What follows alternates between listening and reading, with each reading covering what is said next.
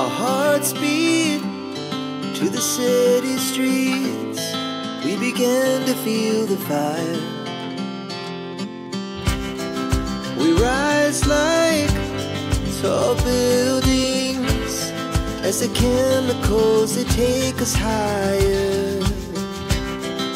The night's young and it's just begun as she puts her hand in mine.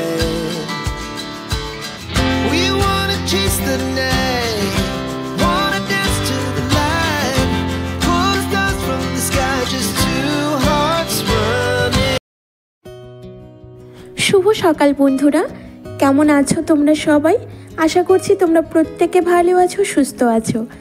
এখন ঘড়ির কাঁটায় বাজে সকাল 7টার মতো। আমি ঘুম থেকে উঠে ফ্রেশ হয়ে ছেলেকে স্কুলে পাঠিয়ে দিয়েছি, কারণ আজকে ওর এক্সাম আছে। আর তারপরে চা বানিয়ে নিচ্ছি নিজের জন্য 1 কাপ।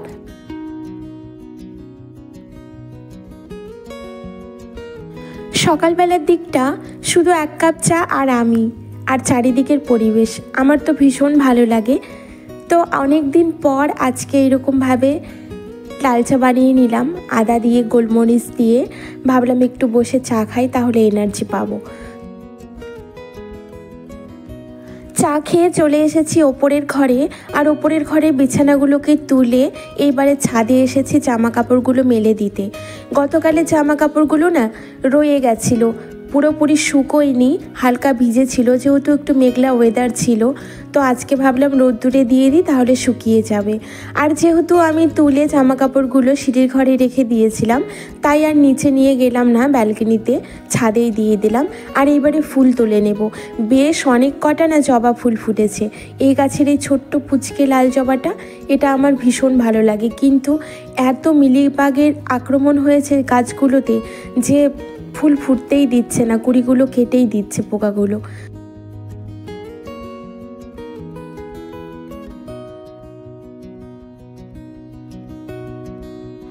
নিজের হাতে যে কোনো কিছু পালিত করার পর সেখান থেকে যদি আমি কিছু একটু প্রাপ্তি পাই, বা আমি কেন, প্রত্যেকে যদি কিছু একটু প্রাপ্তি পাই, সেটা দেখলে কিন্তু মনটা এমনিই শান্ত হয়ে যায় আর খুশি খুশি হয়ে যায়। আর এই ফুলগুলোকে দেখে না আমার ভীষণ খুশি লাগে, ভীষণ।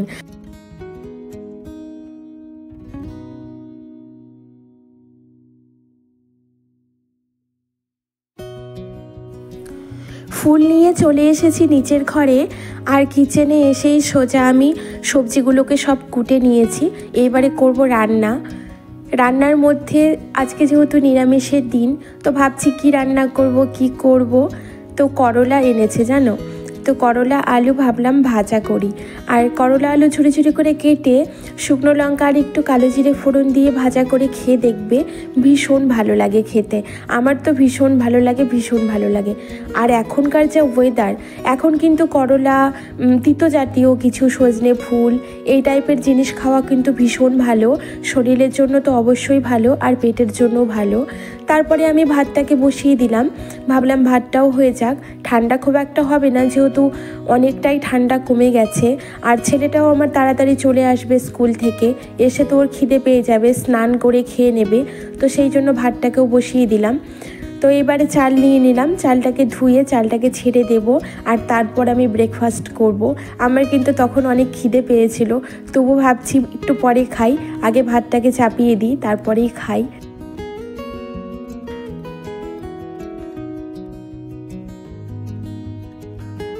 চালটাকে এবারে ছেড়ে দেব।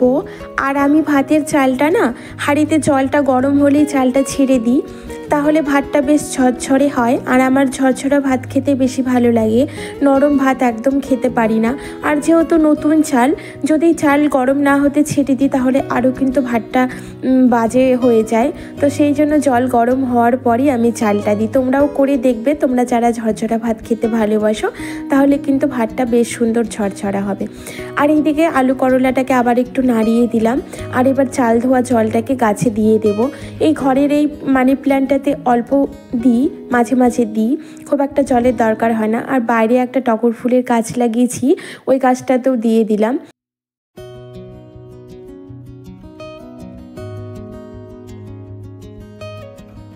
রান্না করছি ফুলকপি আলু টমেটো দিয়ে ঝোল। অনেক দিন পর আমরা ফুলকপি খাচ্ছি বাড়িতে, বেশ কিছুদিন খাওয়া হয়নি। তো আমার ঝোলটা কষানো হয়ে গেছে, মানে তরকারিটা, তারপরে ঝোল দিয়ে দিয়েছি, ঝোলটা ফুটেও গেছে। এইবারে আমি গরম মশলা আর ঘি অ্যাড করব। গরম মশলা আমি অ্যাড করলাম ক্যাচের গরম মশলাটা, এটা আমার খুব পার্সোনালি পছন্দের একটা গরম মশলা। আর সঙ্গে 1 চামচ ঘি দিয়ে দিলাম, এবার ঢাকা চাপা দিয়ে দিয়েছি। আর এইবারে করব ডালের বড়া, ঝাল ঝাল করে বেশি করে লঙ্কা দিয়ে ডালের বড়া ভেজে নেব। আর সেই জন্য আমি ডালটাকে ব্লেন্ড করে নিয়েছি। আর এইবারে সব কিছু নুন হলুদ দিয়ে মেখে রেখে দিলাম, যখন খাওয়া দাওয়া করব তখন গরম গরম ভাজবো। আর রান্না করেছি দেখো করলা আলু ভাজা, উচ্ছে, করলা না এটা উচ্ছে, কিন্তু খুব মানে তিতো হয়, ভালো লাগে আমার, উচ্ছেটা বেশি খেতে ভালো লাগে করলার থেকে। হাঁড়িতে রয়েছে ভাত, আর এইদিকে ডালের বাটাটা তোমাদের দেখিয়েই দিয়েছি, সেইখানে রেখেও দিয়েছি ঢাকা দিয়ে, পরে ভেজে নেব। আর এইদিকে দেখো ফুলকপি আলুর ঝোল ঘি গরম মশলা দিয়ে, বেশ সুন্দর গন্ধ বেরিয়েছিল। আর এবারে তো অনেক বাসন পড়েছে, সেই বাসনগুলোকেও মেজে নিতে হবে।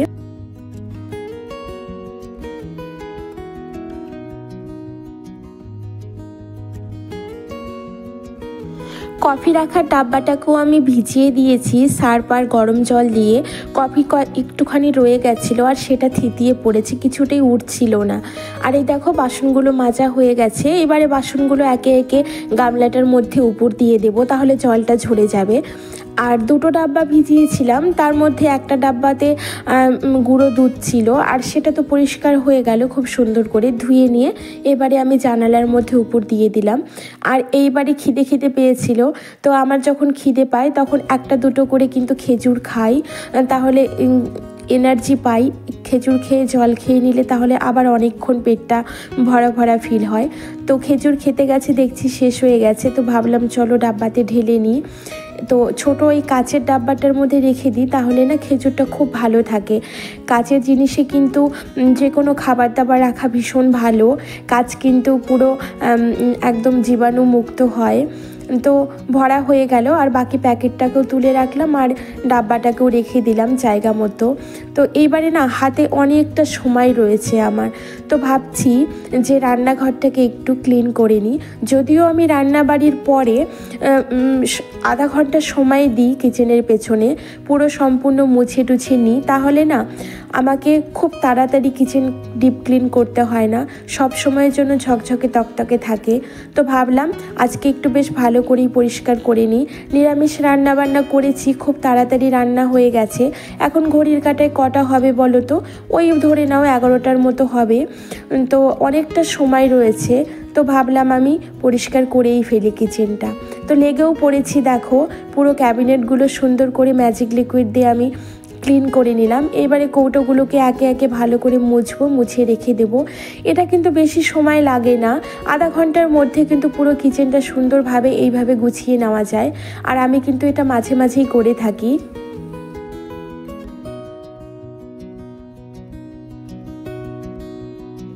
একটা সংসারের কিচেন, সেটা যেমনই হোক না কেন, ছোট কিংবা বড়, সেই কিচেনটা যদি সাজানো গোছানো ঝকঝকে তকতকে থাকে, তাহলে কিন্তু আমাদের অনেকটা মন ভালো থাকে সেই কিচেনে কাজ করতে, অনেকটা উৎসাহ ফিল করি। আমার তো এটা হয়, জানি তোমাদেরও হয়। আমাদের প্রত্যেকটা গৃহিণীদেরই কিন্তু রান্নাঘর একটা সঙ্গী। রান্নাঘরে কিন্তু আমরা বেশিরভাগ সময় দিনের মধ্যে কাটিয়ে থাকি। বলতে পারো রান্নাঘর আমাদের কাছে নিঃসঙ্গতার সঙ্গী, যে কোনো কিছু, মন খারাপের সঙ্গী, সব কিছুর সঙ্গী। কারণ আমরা যখনই একাকিত্ব ফিল করি তখনই কিন্তু রান্নাঘরে আসি, আর রান্নাঘরে এসে কাজ করতে থাকি, রান্নাবাড়ি তো অবশ্যই করি, তাহলে কিন্তু মনটা ভালো হয়ে যায়। তো বন্ধুর মতো বলতে পারো রান্নাঘর, আর সেই বন্ধুকে তো ভালো করে যত্নে রাখতেই হয়, তাই না?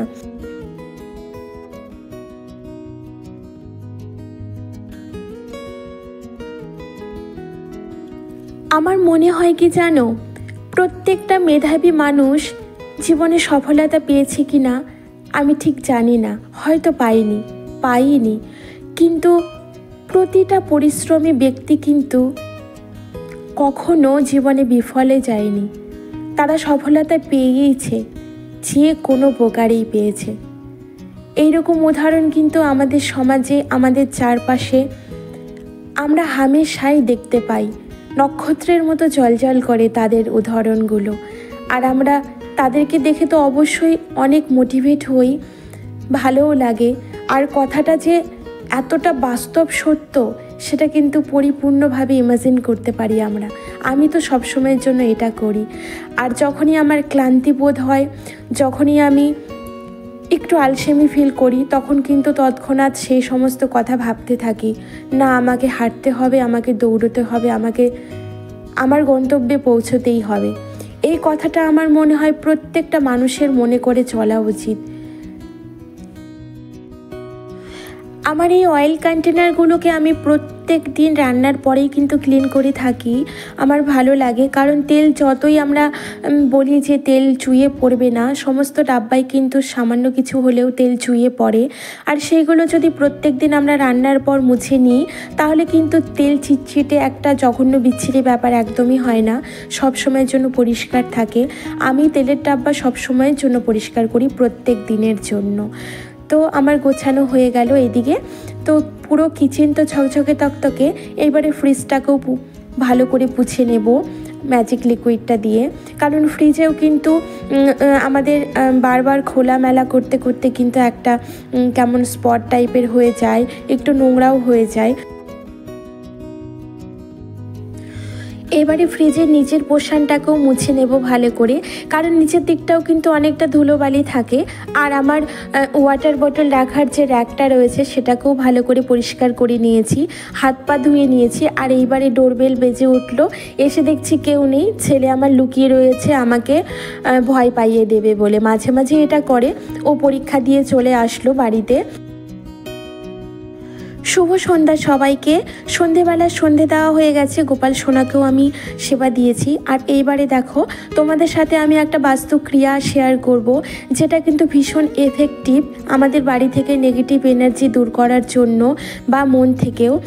আর যদি তোমরা ফিল করো যে কোনো নেগেটিভিটির উপস্থিতি তোমার চারপাশে রয়েছে বা তোমার মনে রয়েছে, তাহলে কিন্তু এই ক্রিয়াটা অবশ্যই করবে প্রত্যেক শনিবার বা মঙ্গলবার রাত্রিবেলা।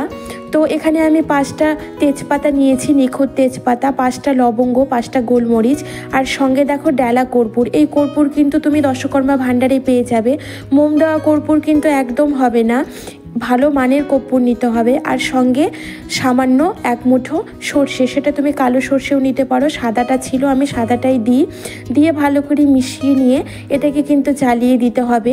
আর এর যে ধোঁয়াটা, সেই ধোঁয়াটা কিন্তু তুমি নিজেও নেবে, তোমার চারপাশেও ঘোরাবে। আর প্রত্যেক বাড়ির আনাচে কানাচে, এমনকি ছাদ পর্যন্তও ছাড়বে না, প্রত্যেক জায়গাতে তোমরা দেবে, ঘুরিয়ে দেবে। ভীষণ এফেক্টিভ, ভীষণ উপকারী, তোমরা এটা করে দেখতে পারো।